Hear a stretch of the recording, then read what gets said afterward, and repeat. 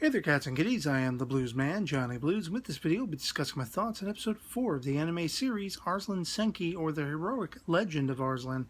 And I loved this episode. The debut of Narcissus. Narcissus was just badass. He was the man for this episode. Basically we're picking up with Daryun and Arslan, having to sort of go into hiding. And they've tracked down Narcissus, of course, and they're welcomed with open arms by him, this self-proclaimed artist. And we never get to see exactly what art he's creating, but apparently it's like so horrible, or maybe, I don't know, maybe it's like nudes or something. Arslan's completely mind blown when he sees this. He's like, this is art, And Daryun basically... He's like, it's the ugliest thing ever. This is the worst art, air quotes, ever. And so I like the dynamic, almost like an Odd Couple-esque thing going on between Daryun and Narcissus. And Narcissus is very genial. He's very welcoming to Arslan, knowing who he is and everything. And being able to sort of speculate a little bit anyway, based on what Daryun and Arslan have told him and hinted about, what led them here. We find out that he was a brilliant strategist, and he basically played off 3 sort of opposing kingdoms to Pars by just spreading foul rumors, and signifying and solidifying those rumors by letting a bunch of captured slaves, prisoners of war, if you will, go. And such a sort of smooth move that is. I mean, this guy was pretty cunning, We see that he is actually mad skilled with the blade and everything. And hopefully this will add to Arslan's training. Because by the end, we see that some of Karlin's troops follow on, and they're looking, obviously, for Daryun and Arslan, who have escaped the battlefield.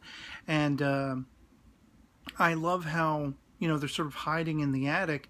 And everything, the bombs drop, left and right, as far as, well, Vanadis is dead, and the king, is probably dethroned. Well, they don't actually go that far, but the whole aspect of Narcissus being like, get off my land, forget it. I'm not making deals with you. I'm not working with Carl and all this stuff.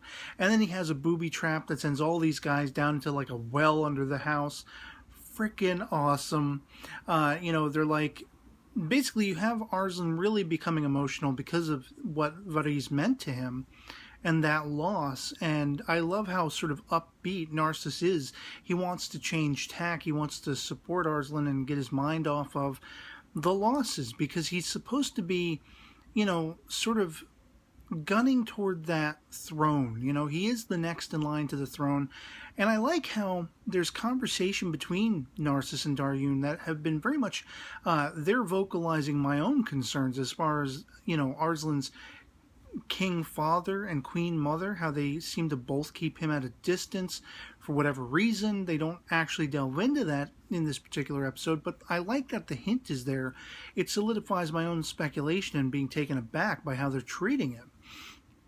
And of course, like I say, by the they're having a meal, and I love how there's that point where Narcissus notices, Karlin's guys are coming up, climbing up, one on top of the other, and he flips, a plate at them, knocks them all back down. Elam comes in, and he's like, don't waste plates, Also, sidetracking back to that little scene between Arslan and Elam, I thought that was really interesting. Who, we find out Elam is...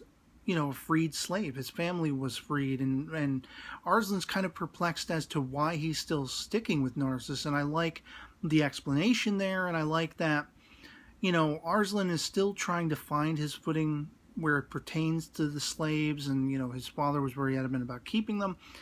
He's very much not, and that's the right sort of, mindset to have, but he hasn't been able, up to this point to actually think for himself. He's had to be led by his king father and queen mother. What, sort of limited relations they'll have with him, and the way the kingdom functions and everything like that. So he has to sort of come into his own, and that's largely what we're seeing. By the end of this episode, Arslan is willing to make Narcissus the official court painter. He's offering him that, not money, not status, not, extreme wealth and all this kind of stuff, but you can be the official artist of the kingdom if you will guide me and help me on this journey to set right the ills of my kingdom and become its supreme leader and all this stuff. And he has already that budding want to free the slaves. I loved this episode. I loved it. You know, you have Narcissus bowing to Arslan by the end and proclaiming that he will guide him, that he will join him, he will be led by him. I don't know, this episode for me was so satisfying amidst all the turmoil going on for Arslan and his kingdom and the sort of question mark that is Silver Mask and all this kind of stuff. This was just an empowering, affirming episode for me, and I loved it.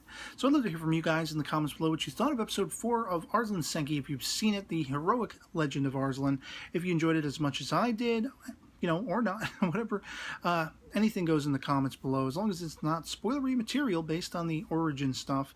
And so, yeah, otherwise that'll be pretty much it for me on this. Hope this video finds you well, and I'll catch you all later. Peace.